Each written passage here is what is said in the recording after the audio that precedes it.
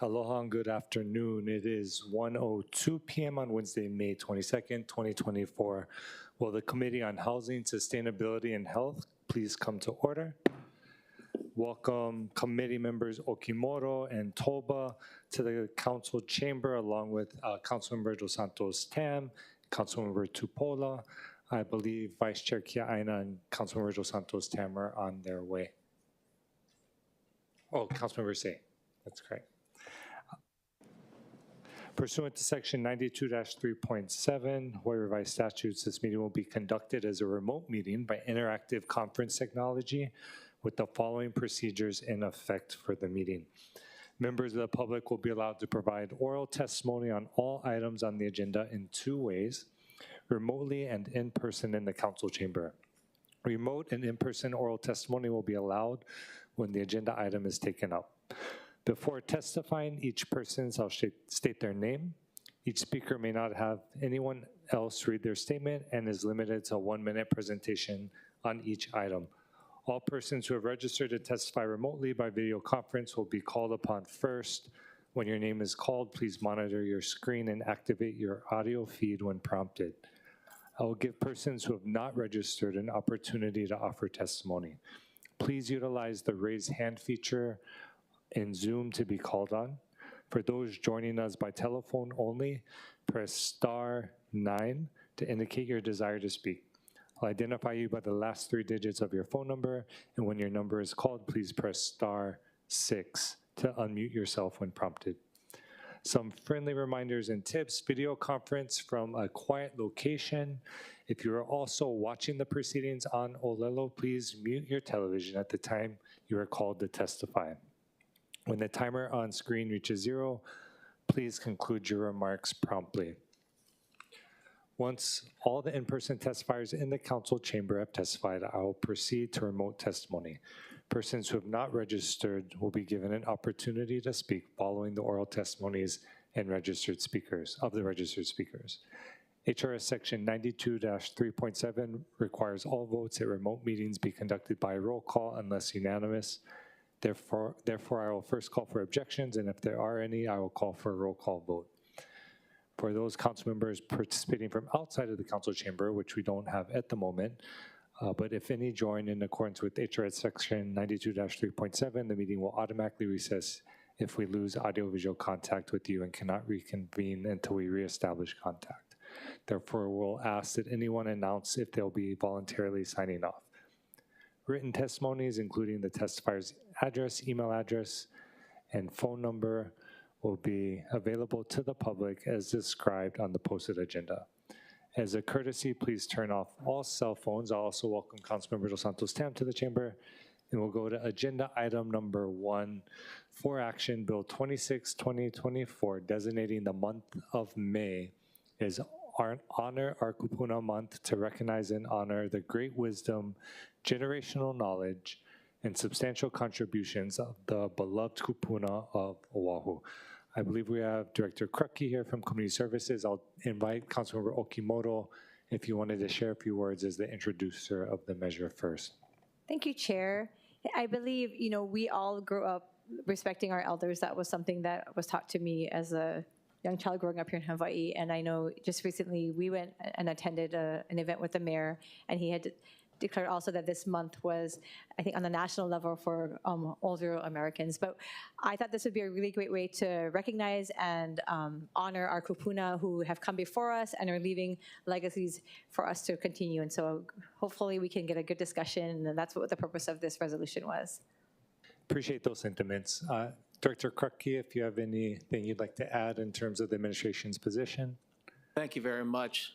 Housing Chair Wire, Honorable Council Members, Anton Krucki, Department of Community Services Director, and Vice Chair Kia Aina. I very much appreciate this resolution, and I would like to introduce the Administrator of the Elderly Affairs Division, who can tell you not only this resolution, but what we're doing and have done this month already.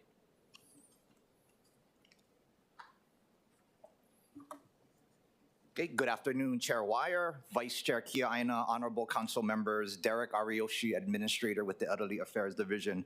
Want to thank all of you for the opportunity to share my appreciation for all of you for recognizing and honoring our kupuna, especially for the important part they play in the fabric of our community.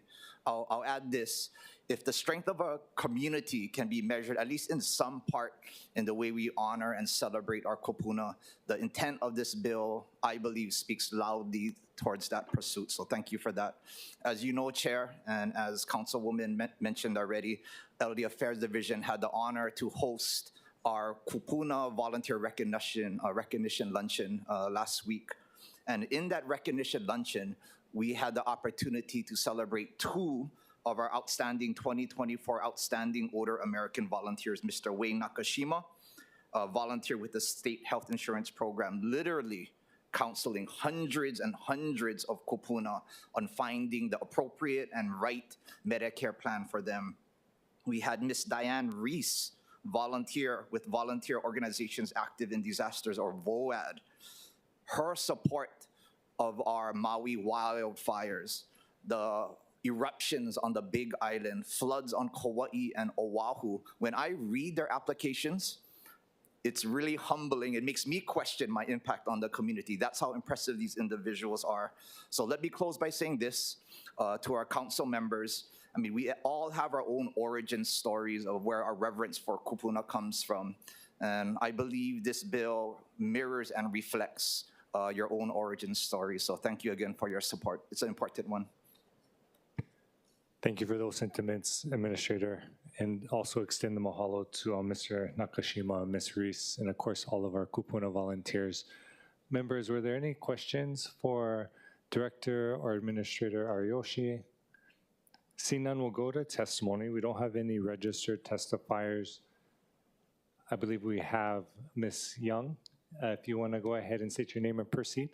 Aloha, Angela Melody Young, testifying on behalf of CARES in strong support. I'm just gonna read from the Hawaii Public Schools Department of Education website about why kapunas are so important, especially with the teaching at DOE Public Schools, with the kapuna component, and which I also very much so vibe with. So the kapuna component started in the 1970s in the Windward District, and kapuna is highly respected and seen as an important leak as keepers of kapuna knowledge, and Native Hawaiian elders are invited into the classroom to share cultural knowledge, life experiences, and the Hawaiian language, and the demand for this interaction expanded to more schools, and in the 1980s, the kapuna component officially became a part of the Hawaiian Studies program. So I think it's just so important to honor the kapunas. Thank you. Mahalo. Was that support for the bill? Strong support. Okay, thank you. Anyone else wishing to testify may come forward. Seeing none, will go to online. No one is registered, and I don't see anyone online. So members will close testimony, and we are in discussion. Yeah, Councilmember Okimoto. Oh, thank you, Chair. Again, thank you for hearing the measure. Grateful for our Department of Customer Services, and thank you again for your kind words. I agree with your words that our kupuna are the fiber. I go back to my tutu and how I was raised, and I know that all of us can glean from, we can trace back who we are today because of that. And I think being with those volunteers the other day really showed me how much they not just give back to the community, what they give back then, but also now. So the way that we can honor and represent them is so special. And I know that this will shed light into how they are constantly doing things to better our community and definitely our city and county right now. So thank you, Chair, for hearing the measure. Thank you those for testifying and for my colleagues in considering this measure. Mahalo, and agree with those sentiments. If there's no further discussion, I'll make my recommendation that Bill 26, 2024 be reported out for second reading and scheduling of a public hearing. Any discussion, objections, or reservations? Hearing none, so ordered. And that brings us to agenda item number 2. For action, Resolution 2474, supporting the city's four-year area plan on aging, October 1, 2023 through September 30th, 2027, prepared by the Elderly Affairs Division of the Department of Community Services. I'll invite Councilmember Cordero to share a few words if you'd wish on the resolution. Thank you very much. Thank you, Chair Wire. I would also like to share that this is in great coordination or concert to the last bill or legislation that we had. And I know that the Department of Community Services has provided updates to, I guess, all the council members already. And this is just to support the four-year area plan on aging. And, you know, it's not just recognizing all the different methods and data and facts that we have currently, but also planning for the future as the city aims to be a more age-friendly city as well. And so from either governance, what we have now, the resources that we're providing, and also the data that drives all of that. So just really want to mahalo the Department of Community Services. You know, I always bring this up every so often, but remember Derek from the state, and so working with him there, and then here at the city, and making sure it's all about our kapuna moving forward. I mean, we're all going to eventually end up there in the future. So really want to support that, and it's great that we have this to show for the city side. Thank you very much. Thank you for that. Director Krucky or Administrator Ariyoshi, if either of you wanted to touch on the resolution and maybe share also a little bit about the area plan. Thank you, Chair. Anton Krucky, again, Department of Community Services. I would like to bring Administrator Ariyoshi up to talk about the four-year plan, but I do remember when I was getting confirmed, I was asked by a council member about the four-year plan, which I was not that familiar with at the time. And so I really feel good bringing this to you because I helped build it. And I personally participated in bringing it forward. So I'm very glad to have our administrator really present and any questions you may have about the four-year plan to you. Thank you. Mahalo. Derek Ariyoshi, Administrator, Elderly Affairs Division. Thank you again, Chair Wire, and for the kind words, Councilmember Cordero. The plan really reflects, it's a blueprint that's going to set the course for us in our care for kupuna and caregivers over the next 4 years. One, it is a requirement and mandate by our state and federal funders, but really what it represents is the combined and collective voices of our kupuna, caregivers, our community partners, across the island and all council districts as well. So the plan reflects, again, 1.5 years of hard work and planning by our staff. The theme of this year is honoring the diversity of our Oahu's community and kupuna. When we assessed and inventoried what sets Oahu apart from all other islands and counties, it's exactly that. It's the diversity of communities from urban and core Honolulu, where you have vertical high-rises, condensed services and programs, to those that are more in the outlying areas. So in that, our approach, we call it our version of the open door policy. And in that open door policy, we're going to open our doors as best we can in our programs and services, our physical sites, and how we do our senior helpline to make sure that kupuna and caregivers feel comfortable and have access to come to us. But on the other swing of the door, we're going to get out into the community and make sure we can take our information, resources as well. So again, appreciate the support of the four-year area plan. A lot of hard work in it, but we're proud of the results, but the work just begins now. Thank you. Thank you, Mal, for all the work you're doing. Are there any questions for Administrator Ariyoshi or Director Krucky? Seeing none, we'll go to testimony. Thank you. We don't have any registered in-person testifiers. Ms. Young, if you want to go ahead and identify yourself and proceed when you're ready. Aloha, Angela Melody Young, testifying on behalf of CARES, a grassroots movement in strong support. I attended a meeting at the Elderly Affairs Division because it's a public board meeting.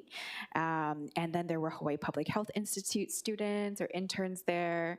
So it was very exciting to kind of see the planning process for everything. And so, of course, I'm going to be in strong support. This resolution is a plan, is a blueprint to create an and accessible, age-friendly support for caregivers, and also just to boost and enhance the senior healthcare, to encourage active and healthy living. And the plan reflects the vision that Kapunas share. So, from the National Institute of Aging, I think this is the government. This is the government website, National Institute of Aging, because it has a .gov. Yeah, okay. So as seniors get old, it's important that they're not just sleeping all day and have adopted a lazy lifestyle. They're proactively managing healthcare and then also making healthy food choices, limiting alcohol intake, supporting healthy nutrition. Scientists continue to actively research how to slow or prevent age-related declines in physical health.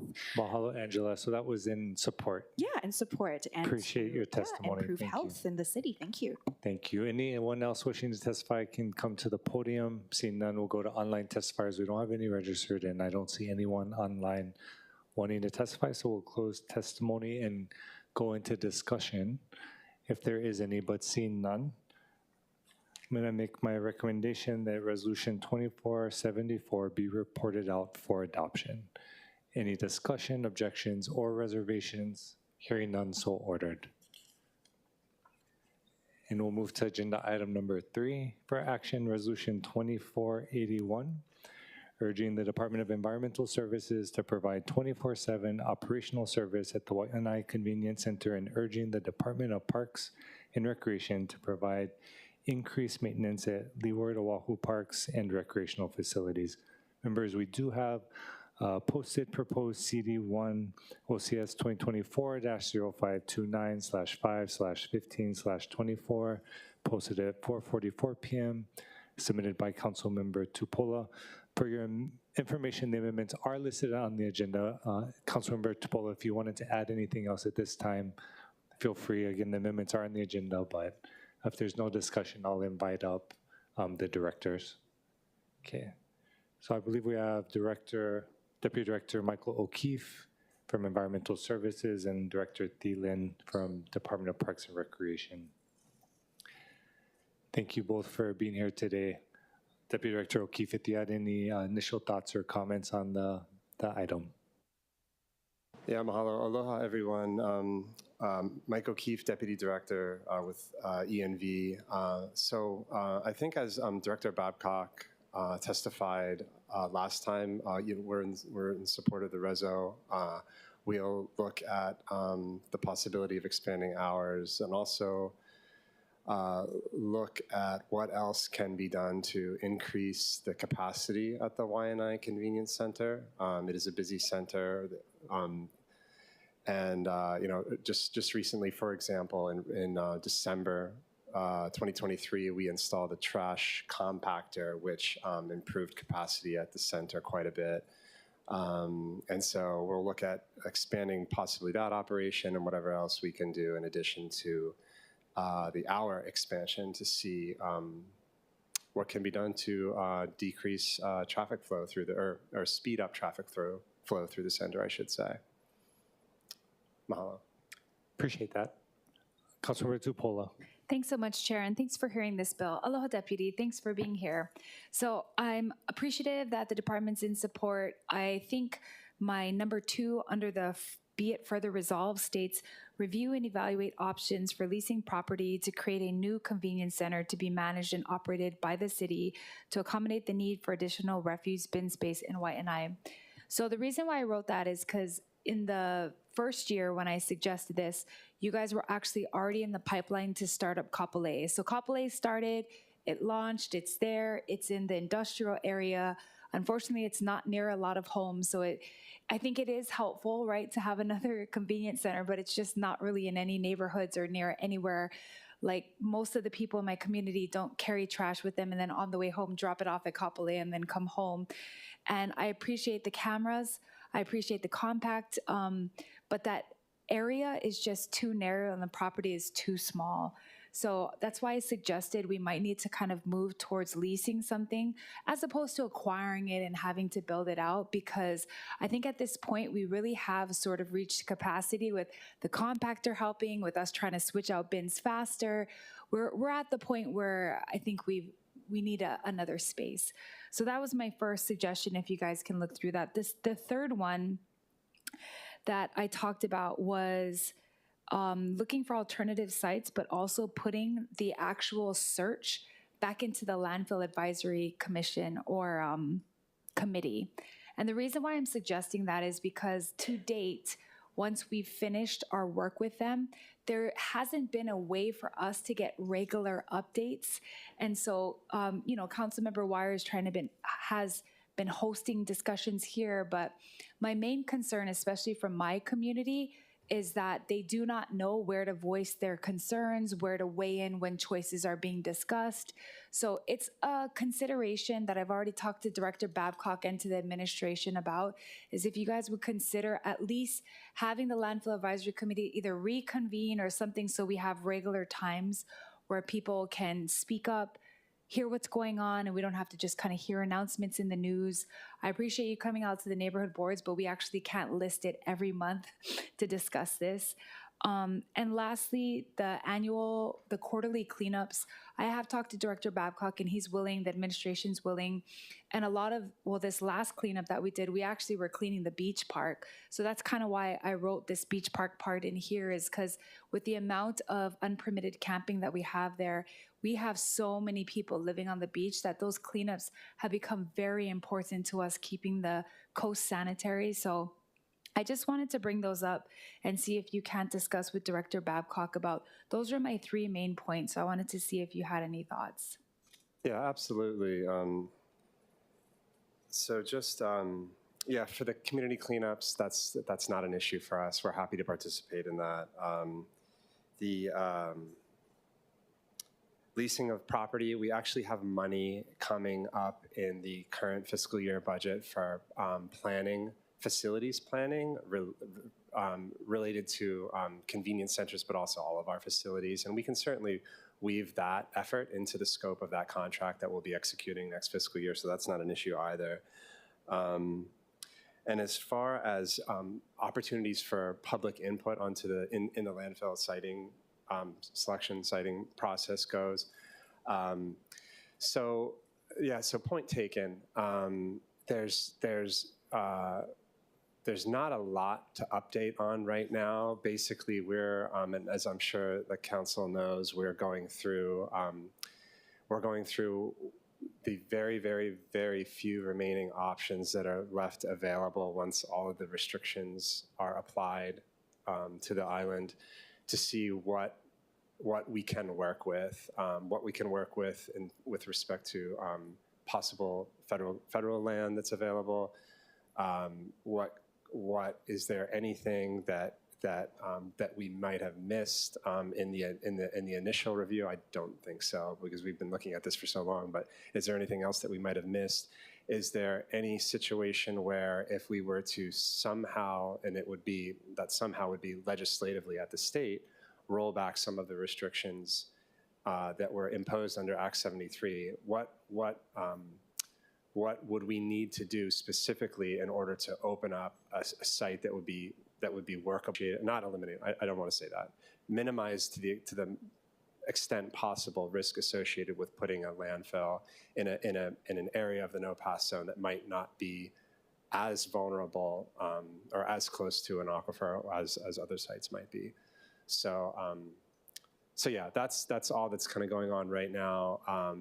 We do have, I'll also note that we do have, that's in the planning, so our request for the extension for the Waimanalo Gulch naming deadline to December 31st, 2024, the end of this year. That's what the Planning Commission right now, the Planning Commission held a hearing on that recently, and by June 3rd, they have to submit their decision in order to the Land Use Commission. In the draft decision in order anyway is a requirement for ENV to hold periodic public hearings on the site selection process. So there is another opportunity that we might just have to do anyway. But we're all about transparency, and I'll certainly take it back to the administration to see what we can do to get more opportunities for public input. Yeah, I think it's great that it may be required when the June 3rd decision comes up, but even just everything that you just said, to be honest, we haven't covered a lot of that in our neighborhood boards, and people consistently have those questions. So I think regardless of whether or not they required it, if you guys can at least do quarterly meetings or updates, whether it's with the Landfill Advisory Committee or if it's on your own, there needs to be a way for us to have some type of calendar moving forward, because that decision to defer the siting or the name of the siting is a huge thing. We've been waiting years for this, years to hear where the news, and now to hear that there's not going to be one. You have to announce that these are the meetings that we're going to discuss these at, because I can't imagine announcing that there's no siting and then just to be continued. Dun, dun, dun. Like, it has to have a conclusion and hey, this is what it looks like moving forward. Even though we don't have specific updates, we're going to have regular times where we discuss, because I think that the community's input is still valuable through this. Because even what you just said about protecting the aquifer, but maybe mitigating issues, everyone knew that it was either going to be that, it was going to be a slight repeal of 73, but the nuances of that, it's always good to keep educating the community on it, because to be honest, when all of this started, that generation is almost passed away. So now we have a new generation that's trying to get on board, and it's not going to be harmful to continue to educate people on what those options look like. So thank you, Deputy. Thank you, Chair. Thank you. Thank you. I did want to give Director Thielen an opportunity to add any comments that she wants to, since she took the time to come down as well. And then we'll go to questions for anyone from administration that's here. Thank you. Laura Thielen on behalf of the City and County Department of Parks and Recreation. Thank you, council members. As I had testified before, it was, I guess, a little puzzling to the Park Department on some of the verbiage in here. I think the author of the resolution is trying to be a very good advocate for the community, and I understand the intent behind it. But I think some of the unintended consequences of the way things are phrased in here for the Parks Department is it really overlooks or doesn't recognize the fact that the administration over the last several years, almost probably 90% doing the maintenance work there. And I guess the other is that the staff have done a tremendous amount of work in working with the council members on community and park cleanups in the area. And so I think the unintended consequence of the way this is in this resolution is it's really negatively impacted the morale of the staff, because they're viewing it as in that they're not being recognized for the hard work that they have stepped up to do over the last couple years. And so because I don't think that's really the author's intent, I'd like to recommend that we take the Parks Department out of here, or work on amended language that recognizes the efforts and maybe actually applauds them for it, and asks that they be continued as opposed to starting them. Thank you for your consideration. Councilmember Tupola. Thank you, Chair. Aloha, Director. Thank you for being here. Part of why we're advocating for us to have more trash removal is to handle the great amount of unpermitted camping that we have at beaches, which, to be honest, despite our efforts of trying to clean, is still pervasive. I mean, I've cleaned a small little portion of Nanakuli, but I got tons to go. So to be clear, and I apologize if this is, decreased morale, I'll call Mana, I'll call Akona, I'll call everybody we work with, and I will tell them how appreciative we are. But this is actually outlining why I need ENV to help me with the cleanups, because there hasn't been a huge amount of unpermitted camping that has now gone away because of the increased staff. So I think the increased staff is super good. I think the amount of attention that the Leeward Parks is good. But over the years, it's going to take me years to try to keep housing and kind of getting at restoring the beach parks. We are still going to need a huge amount of help to take out trash, because those areas that I clean right by Hakimo Road, those are already back built up again. Every week it builds up, and it's because we have so many people living on the beach, not because of you guys, not because of your park staff, not because of the increased amount of parks maintenance workers we got. So I'll just read this and we can talk about verbiage, but To be clear, it wasn't saying that you guys have now stopped doing the right things or haven't addressed this. It specifically says, underserved Leeward Oahu parks and recreational facilities that suffer from inadequate staffing and maintenance has seen an increase in vandalism, unpermitted camping, and other illegal activities, further exacerbating ongoing safety and cleanliness issues. So I'll pause right there. We're putting up the staffing, but with the amount, and I'm talking about over 500 people on the beach, even with our staffs fully, our parks fully staffed, that's too many people out there. I don't expect you guys to take out everybody's trash that's out there. The next one says, finds that due to the high volume of unpermitted camping at Leeward Oahu parks, these parks suffer substantial accumulation of large amounts of trash, litter, and debris.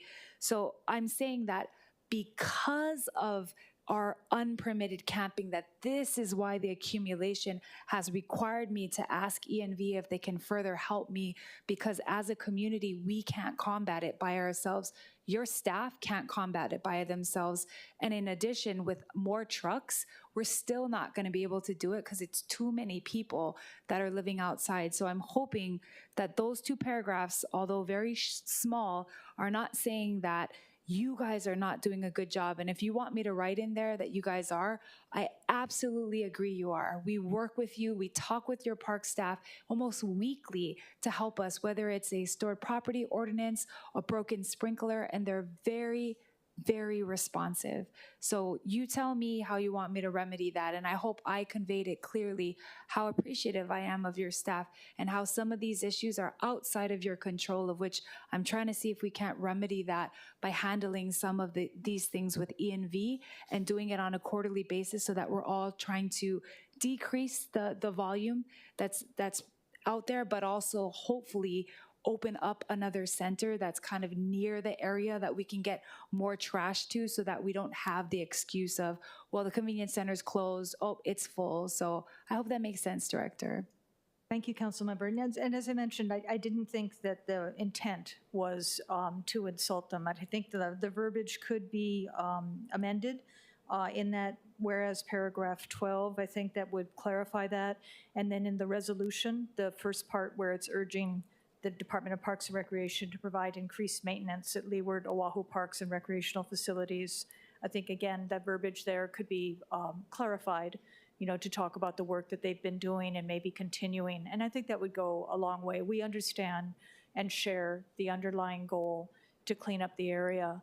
But it is, a lot of city people are out there working very hard. They're not the ones creating the trash. Understood. They're trying to be part of the solution. And so I think it would be nice to have, maybe the verbiage to recognize that.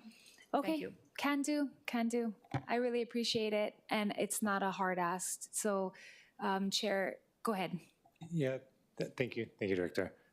And if you want to think about it during committee, we can do an oral amendment or defer it. I'll leave it up to you on what my recommendation would be, and of course, we'll welcome input from committee members.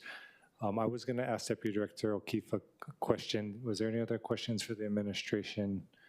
I just wanted to quickly clarify, understanding there's probably a lot of complexities. I know you mentioned other federal lands, other spots that are maybe missed, with the understanding that it seems like the direction in terms of landfill siting is kind of landed on looking at the no pass zone or amendments to Act 73.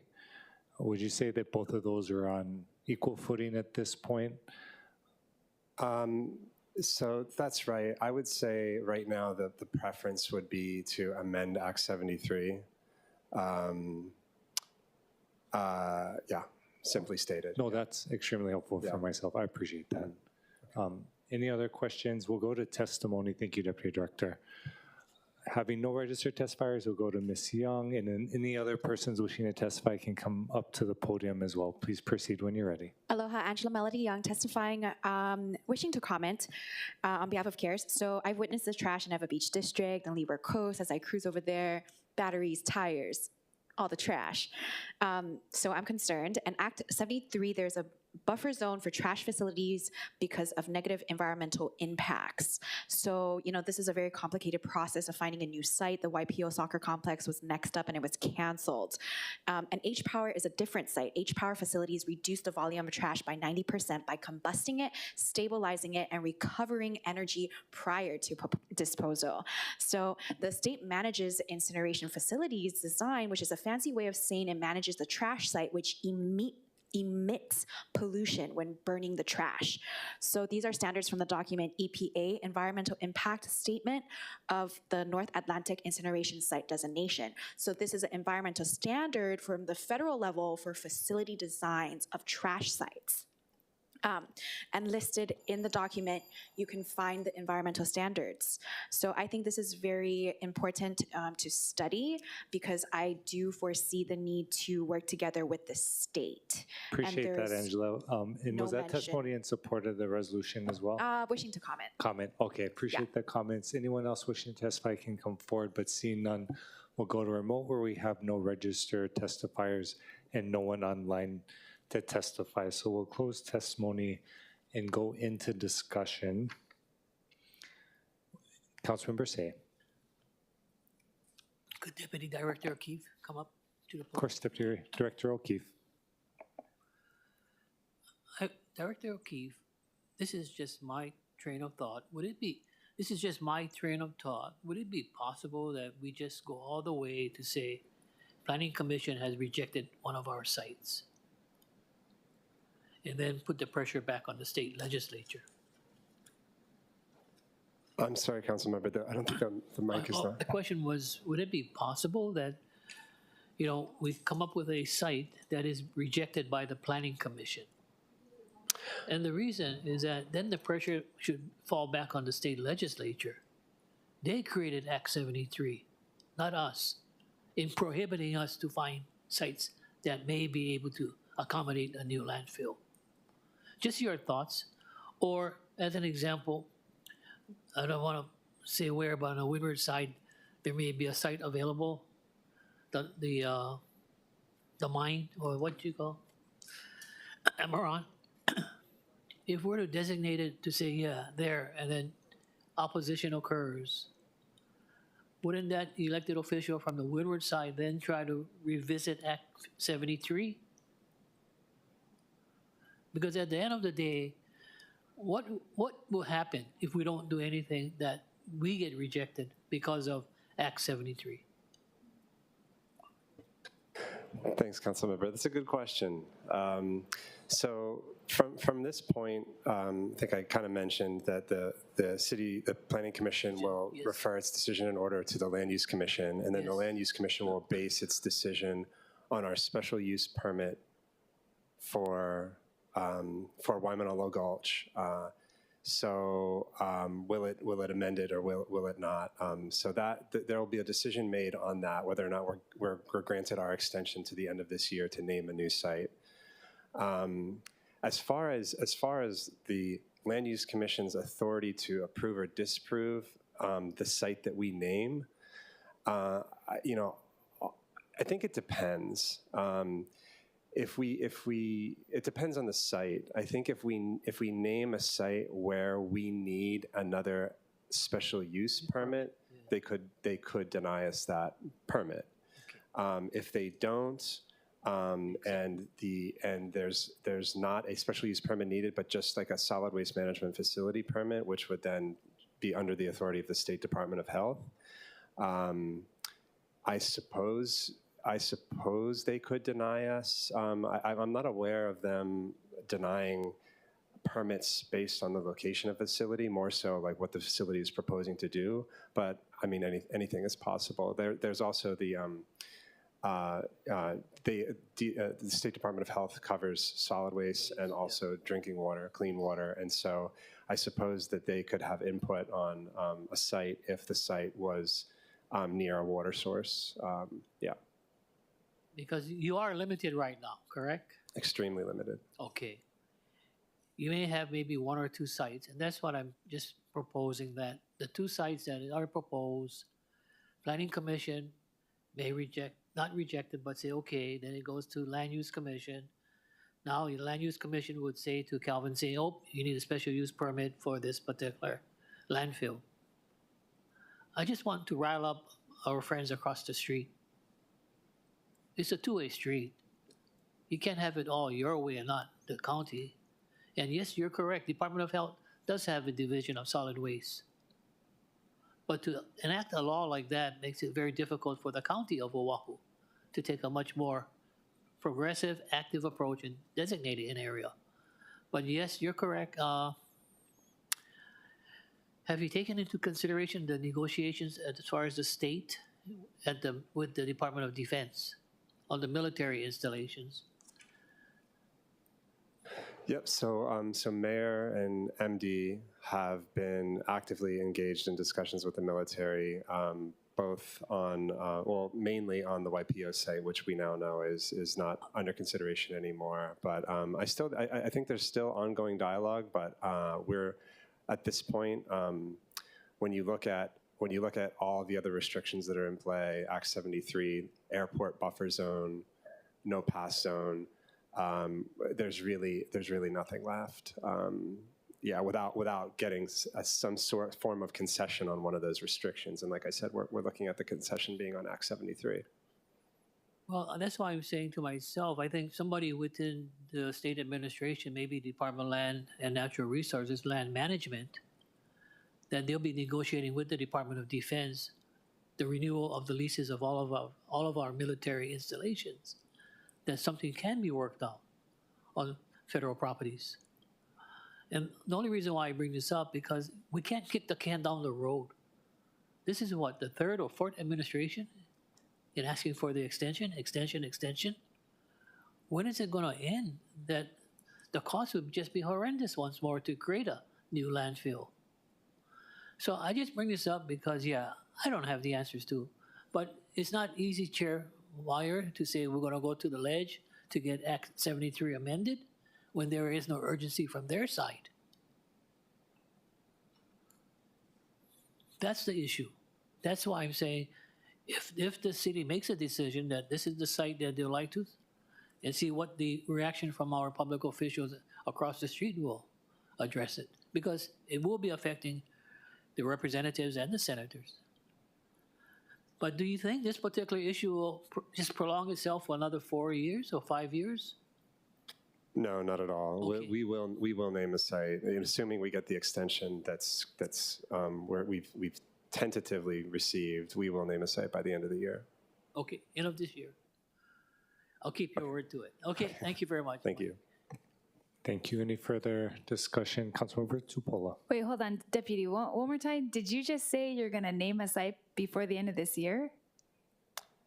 Yes. So our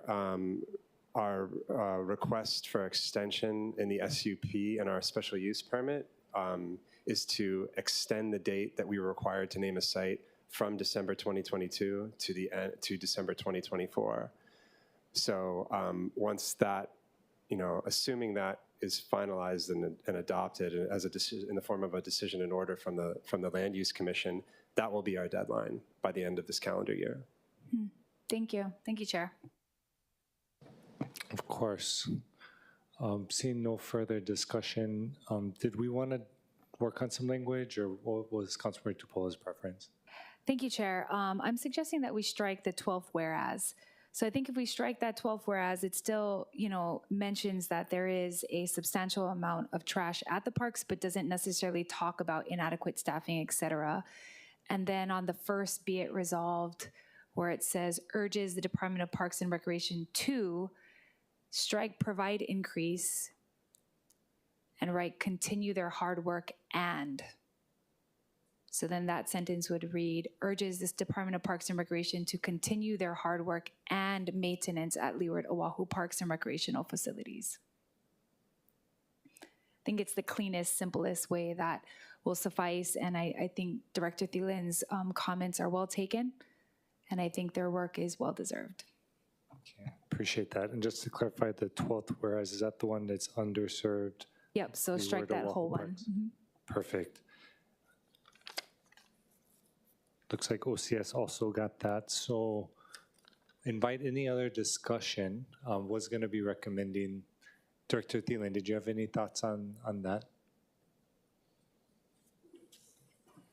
Thank you, Councilmember. I greatly appreciate the changes. I just wanted to point out that that language in the resolution is also in the title. So thank you. Thank you, Director. Appreciate those sentiments. And similarly to Councilmember Tupola, as committee chair, don't see anything or intend anything in this resolution to convey a lack of thankfulness or gratitude to our park staff, because just like in District 1, I know District 2, everyone is out there working extremely, extremely hard. And we're so grateful for all the support in the community, understanding that across the city, we're facing vacancy issues and folks are stretched thin. And even amidst that, they show up to work every day, pour their hearts out for the community and really take pride in what they're doing. And so definitely here to support. I think all of us during budget discussions have showed our great appreciation and desire to enhance our parks. And so appreciate all the work you're doing as well to move us forward. And so Chair was going to recommend that Resolution 2481 be amended to the posted CD1, incorporating the amendments as discussed in committee by Councilmember Tupola. Any discussion, objections, or reservations with those amendments? Hearing none, the resolution has been amended to CD1, and Chair is going to recommend that Resolution 2481 CD1 be reported out for adoption. Any discussion, objections, or reservations? Hearing none, so ordered. Mahalo, and mahalo, Directors, Deputy Director. We'll move on to item number 4 for action. This is Resolution 24-116, initiating amendment to the revised charter of the City and County of Honolulu, 1973, amended 2017 edition, as amended relating to homelessness, introduced by Councilmember Okimoto and myself. Members, we do have a hand-carried proposed CD1 filed as OCS 2024-0554/5/22/2024, posted at 10:53 a.m., submitted by Councilmember Okimoto. Councilmember, can I defer to you for the explanation? Thank you, Chair. So I have in front of us the proposed CD1, which makes the following amendments. Under A, amends the be it resolved clause to specify that 1, all 9 members be appointed by the legislative branch, with each council member appointing a member to the Homeless Solutions Advisory Council, provided that the member need not be a resident of the district the council member represents. And 2, any vacancy in the Homeless Solutions Advisory Council remaining within 40 days after initial appointments have commenced shall be filled by the council chair. And item B makes various technical and non-substantive amendments. Thank you, Chair. Mahalo, appreciate that. We had Director Krucky here for this item as well. Welcome any insight or opinion or anything you'd like to share from the administration. Thank you, Chair. Again, Anton Krucky, Department of Community Services. You know, we, the administration and my department, we share the sense of urgency, the energy needed to address these issues that we all share. As a matter of context, in terms of resources that lend their advice and counsel to us, at a national level, we participate with the United States Agency on Interagency Council on Homelessness, and we hold monthly meetings on the Western region where we get together and each city shares different solutions that they're attempting and executing on. At a state level, we participate on the Interagency Council on Homelessness that meets once a quarter, and their minutes are published and their presentations, and we get advice and counsel from them. Also, our service providers each have a board of directors, and they're pretty broad. I've sat on many of those boards myself over the years, and they have no hesitation in airing their thoughts and comments to us. And then at a grassroots level, just about every neighborhood board has a committee on homelessness, and we attend a lot of those committee meetings and get their advice and counsel. So there are a lot of layers going on, and just I think you want to include that in your discussions and your planning. Thank you. Appreciate that, and that's definitely well received. Were there any questions for Director Krucky? If not, we'll ask you to stand by, but go to testimony. Councilmember Tupola. Real quick, Director Krucky, so you do sit on the Mayor's Homeless Task Force as well, correct? Yes, I do. So in addition to all of the ones that you brought up, how often do you guys meet? We meet once a week. And so Oh, that's frequent. it's, yeah, and the mayor attends almost all of those meetings himself and chairs those. And we have, we look at really project by projects, and we kind of label those, we want it now. I think there's a great sense of urgency on what we want to do. We all experienced the information that we just received last week on the point in time count. And remember, that was done in January. They did have more counters than they had before, so you're going to get some interesting results when you do that. But in that time, from the January, including my Honolulu project, we're about halfway through creating 891 new beds throughout the island. So, you know, we're teeing those up, and I run a blue line every time we get one started and the beds can be occupied. Now, that's 891 beds. Some of those beds turn over 3-4 times a year because they're shelter beds into permanent housing. So thank you for bringing up the mayor's group that meets once a week on homelessness. Yeah, I thought it was important because actually those are department heads, well, handfuls of department heads that meet in there.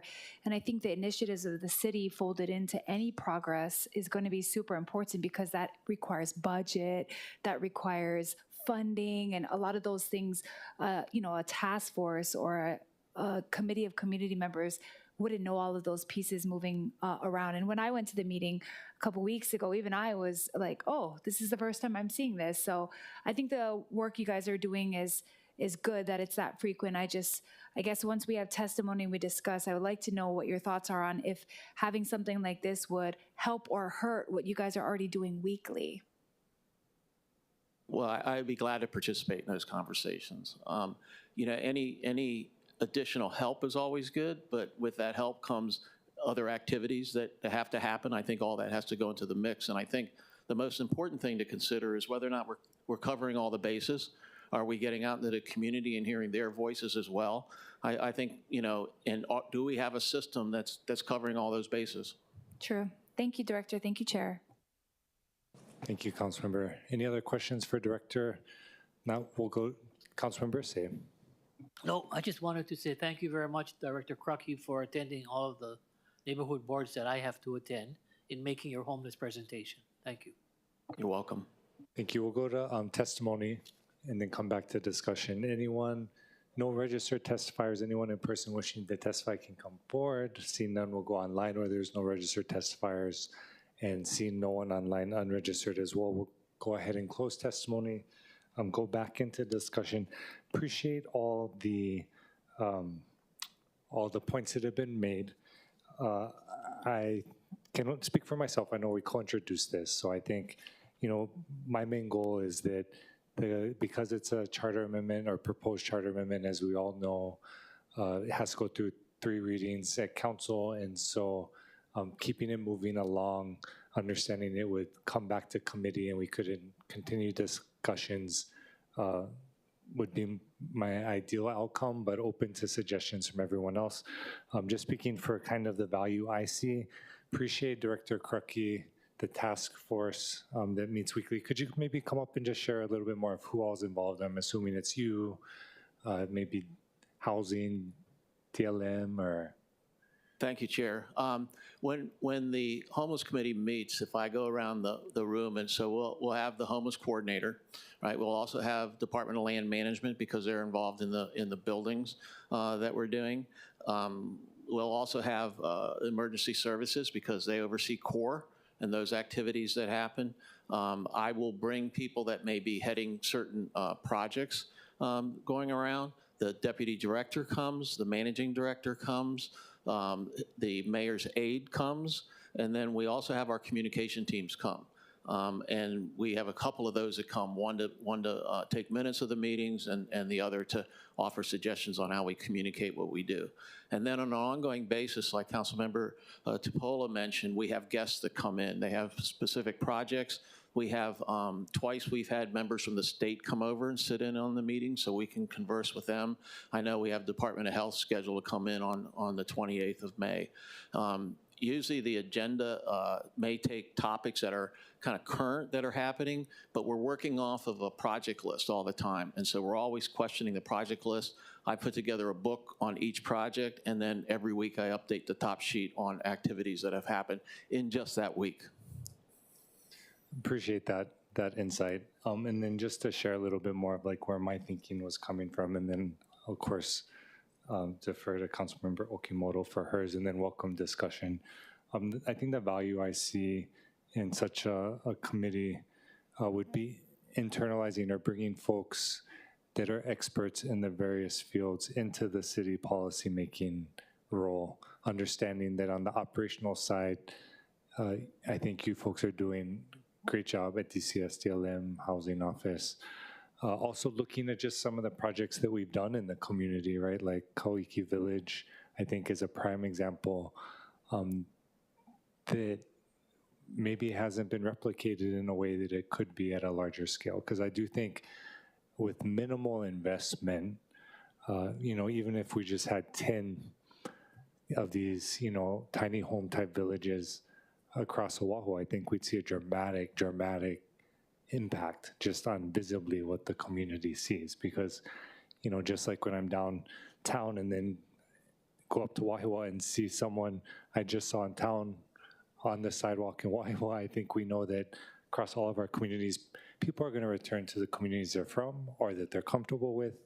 And so having very, very low barrier, non-congregate setting, spaces available across Oahu, I think would provide the mechanism for then HONU or HPD or CORE to then help shift people and nudge them off the sidewalk or from under the bridge or from the park into this more safe space where then they can get support services. And so I think a committee like this provides an opportunity to bring in, partners in care, for example. I can't speak for Laura Thielen. They did provide comment on the groups that they already have, which are great. And so don't want to say we're going to replace anything, but all the other area providers, folks that maybe have experience with Kauiki Village or other financing mechanisms, right? Bringing people around to have that conversation and really integrate all this knowledge that's outside in the city into the city, understanding that the departments are doing great work, and the commission itself would be volunteer, minimal expense. Of course, can't promise who's going to volunteer for it, but there's a lot of passionate folks in our community. I know Councilmember Okimoto maybe wanted to share too, but after that, welcome input and guidance from the committee. Thank you, Chair, and I appreciate you being a partner in co-introducing this. Those of you who know me, again, I've stated I don't like another layer of bureaucracy, and I understand that you guys have a system set up, and I appreciate all of the effort that administration has put into place. This was seen as more of, instead of a top-down approach, more of a, from the community experts, what can we offer? I can't tell you how many people have come to me, and they want to give somehow and give input on what we can do to address homelessness. And many times they feel like there's no avenue for them to do so because it seems like it's a disconnect between what is happening on the administrative level versus what's happening on the ground. So I saw this just as you did, a mechanism for us to have experts from our community, those who are volunteering. One of them, like we mentioned in the bill, is actually has to have come from a background of being homeless. I think this is input that is so valuable. And with the, like you mentioned, we're not trying to replace anything that's already there. This is just another avenue to add resources into the discussion. What can we do to address the issues that are happening in every single community? And I believe the value of having the commissioners be, again, appointed from each district, because all of our districts are unique in their own ways. And so while this person doesn't have to be living specifically in our districts physically, they could be someone that we know of who offers that value, that could represent the community's voices that we have. And we don't know the guarantee of the nonprofits that are out there. We saw what happened when Achieve 360 disbanded. We were left, and a lot of people are worried about what's going to happen to the resources. So again, while I don't like more layers of bureaucracy, I didn't see this as that. I saw it as a really great opportunity for us to put together a group that can address one of the greatest issues in our county and bring people to the table. Many of them may have contacted you. I've been contacted about how people can get their voices heard, what they can do to support and give input, and that's what I saw this as, in working with, in partnership with the administration and what they already have in place. Thank you, Chair. Thank you. And, so open the floor. I know we've had discussion about wanting to limit the number of charter amendment questions. I think that's all appropriate discussion to have. So I want to invite, any feedback or, just talk through people's thoughts. So we'll do Vice Chair Kia-Aina and then Councilmember Tupola. Thank you. Thank you, Chair. And thank you, Councilmember Okimoto. As I have previously mentioned at full council and also in discussion in EMLA regarding the repeal of certain advisory councils, I do have concerns over adding additional charter amendments. I'm hearing everything that you guys are telling me and digesting it, and I feel that the only thing that I could support at this juncture is an alternative way of establishing this, and that would be via resolution to be advisory to the City Council as opposed to a charter amendment. You can keep intact almost all of the elements you have. I do know that I do share some of the concerns, but I am open to that. Partners in Care, which is one of the premier housing advocacy organizations, of course, has provided comment and actually opined on the need to just re-energize the Hawaiian Interagency Council on Homelessness, which the state runs. And at the end of the day, for me, it's all about actionables, although I believe all of these mechanisms are important. And I just wanted to point out that in our CIP budget, there are two provisions that I fought for. One is $25 million for Community Revitalization Initiative, which is being led by the Department of Community Services. So thank you for stepping up to the plate and saying that you're going to do everything to implement this. It is to acquire, lease, develop, or renovate facilities for urban rest stops, navigation centers, workforce affordable housing, homelessness services, and other community-focused projects. And I'll just say another provision because I'm disappointed. So I'm saying that despite mechanisms, here we are providing tools to certain agencies and they tell us they cannot. Specifically, the Department of Land Management. We have $50 million in the budget for them. And it's to provide funds for the acquisition of land, plan, design, construct, inspect, and other miscellaneous costs for the purpose of developing, constructing, and providing low and moderate income affordable housing, right? And yet, they're saying they cannot because of capacity. So just as a policymaker, I'm thinking, what is wrong with that picture? We can have an advisory council or these other mechanisms saying we direly need to increase the number of affordable housing units for all levels of income, including our homeless community, and yet we have an agency that said they cannot, right? And therein lies for me one of the greatest challenges we're facing. It's about getting funding, but it's the capacity. So if they don't have the capacity, they need to tell us how we need to get them there. And we need to provide it, because otherwise we're gonna have countless of reports talking about the need for more beds, right? For our homeless community and more affordable housing units. But in practicality, if we are having agencies tell us no can, then it's very, I think, it should be concerning for all. So if you move forward, just because I am concerned about the success of the other charter amendments, I will be voting no, but I am open to establishing this council via a non-charter amendment vehicle. Thank you. Appreciate those sentiments. Councilmember Tupola. Thanks so much, Chair, and thank you for sharing your intent, and Councilmember Okimoto, your thoughts too. It's super important to me. I think the Interagency Council for Homelessness on the state side, I mean, that's a huge group that gets together and really problem solves.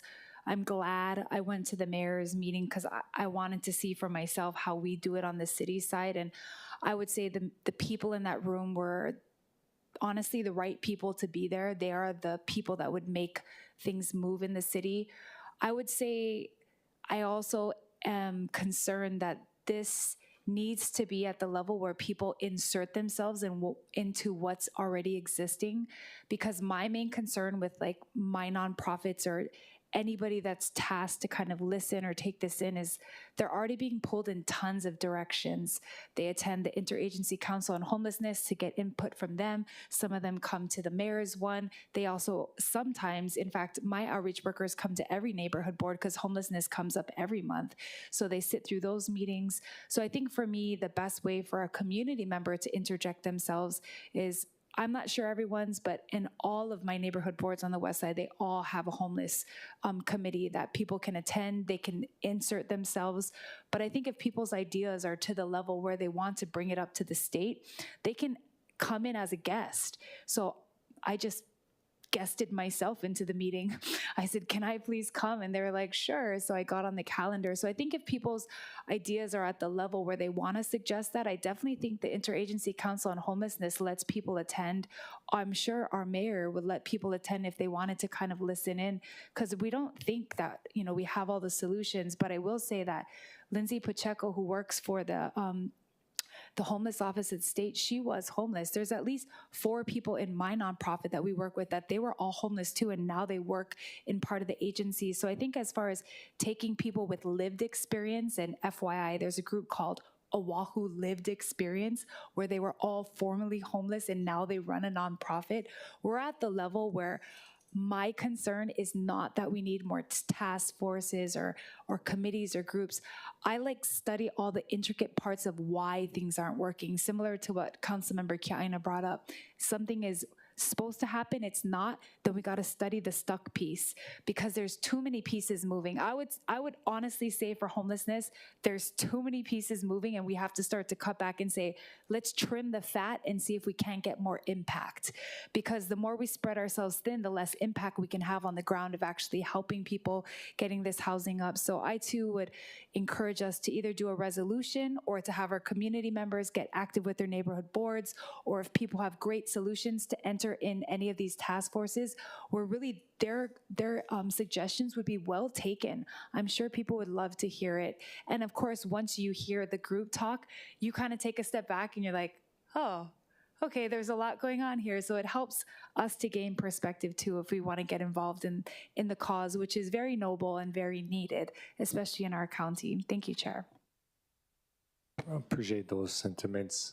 Committee members, any other thoughts? You know, I was going to be recommending that we pass it out so we can just put it up for a vote today, and then we'll continue the conversation. So first I'm going to move that it be amended to reflect Councilmember Okimoto's proposed amendment.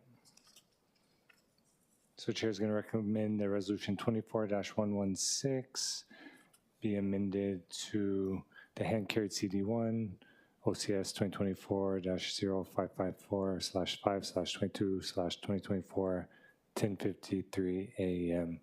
Any objections or reservations to the amendment? Objections? Okay, so we'll do roll call. We'll have just committee members. I'm used to being a full council. So Councilmember Tolba, this is to the amendment. Yeah, I'm gonna with reservations. Reservations on the amendment. Councilmember Okimoto. Aye. Okay. Councilmember Vice Chair Kiaina, no. Well, no, on the amendment, okay, but on the underlying one. Okay.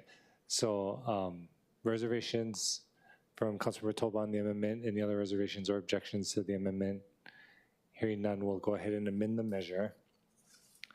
And then Chair is going to recommend that Resolution 24-116, CD1, be reported out for second reading and scheduling of a public hearing, noting we'll do roll call again because I know we have objections. So coming back to Councilmember Tolba, for the final passage out, was that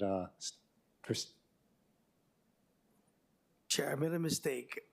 So I'm okay with the amendment. Okay. But I'm gonna go with reservations. Okay. Looking at clerk, I think we're good with that. So reservations from Councilmember Tolba, Councilmember Okimoto, Aye. Councilmember Kia Aina. No. Okay. Councilmember Dos Santos Tam. Okay. And then myself, that would be an aye. So the measure passes out for now. I welcome continued input. Totally agree and hear what everybody's saying. I do think the difference between maybe the state group and the cities is just the amount of influence the city has over that process, in terms of we can't necessarily control federal agencies or state agencies, but having a process where I think we're bringing into the fold folks that we want to have in the conversation who could even be knowledgeable on these particular areas is the goal. But totally understand and open to the idea of the working group as well. And so we'll continue the conversation and we'll move on to the next item. Thank you, Director Krupke. Also, agenda item number 5. For action, the committee will take action on a draft committee report filed as Council Communication 152, making recommendations to the council on whether the ordinance establishing the Child Care Advisory Board should be retained, amended, or repealed.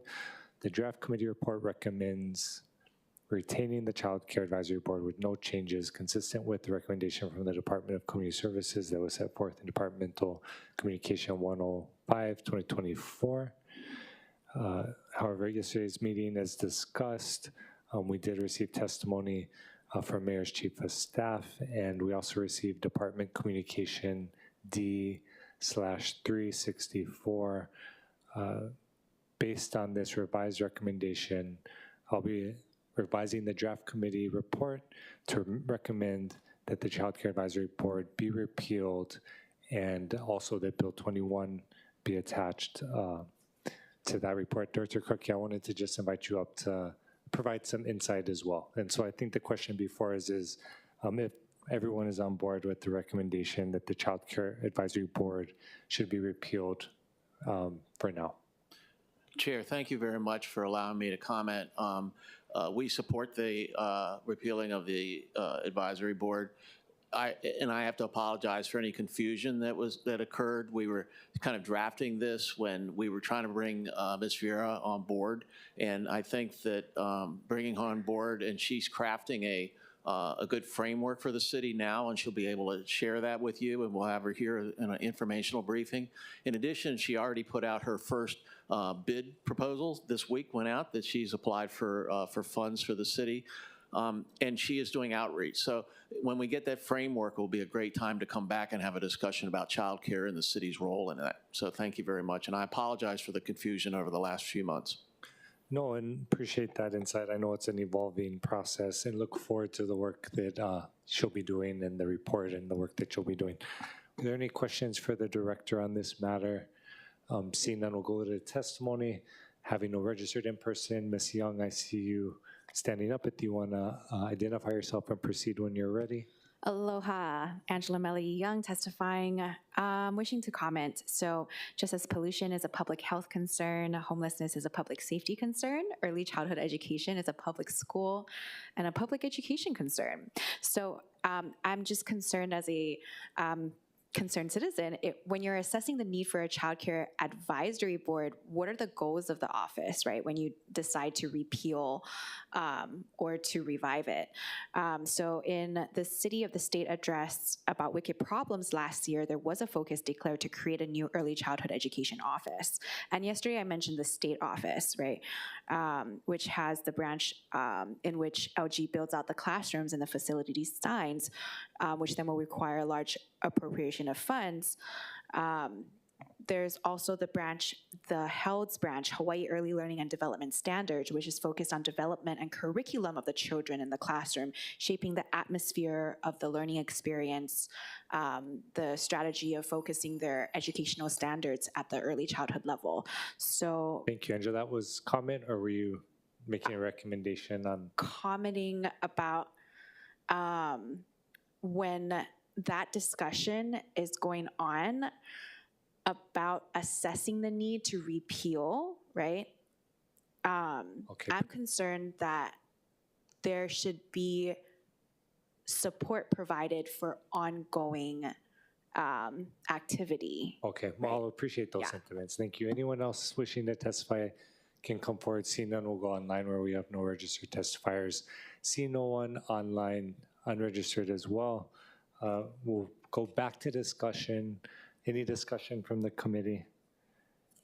Okay, seeing none.